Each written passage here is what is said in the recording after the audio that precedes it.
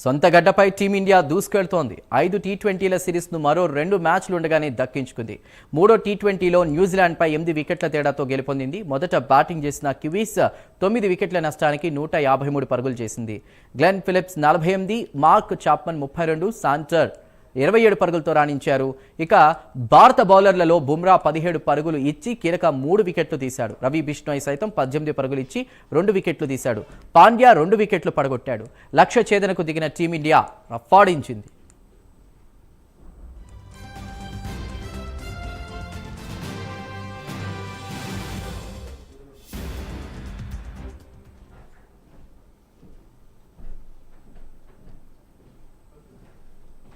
ఆది నుంచి భారత ఆటగాళ్లు దూకుడుగా ఆడారు.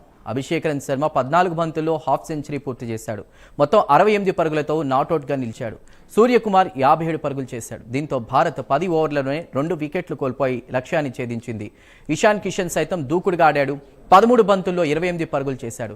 భారత ఆటగాళ్ల దూకుడు ముందు కివీస్ బౌలర్లు తేలిపారు. బుధవారం విశాఖలో 4వ టీ20 మ్యాచ్ ఉండనుంది. ఈ మ్యాచ్లో టీమిండియా ప్రయోగాలు చేసే అవకాశం ఉంది. బెంచ్పై ఉన్న ఆటగాళ్లకు అవకాశం ఇచ్చే ఛాన్స్ కనిపిస్తోంది. మూడో మ్యాచ్లో గెలిచి పరువు దక్కించుకోవాలని కివీస్ ఆలోచిస్తోంది. ఇటు టీమిండియా క్లీన్ స్వీప్ పై గురిపెట్టింది.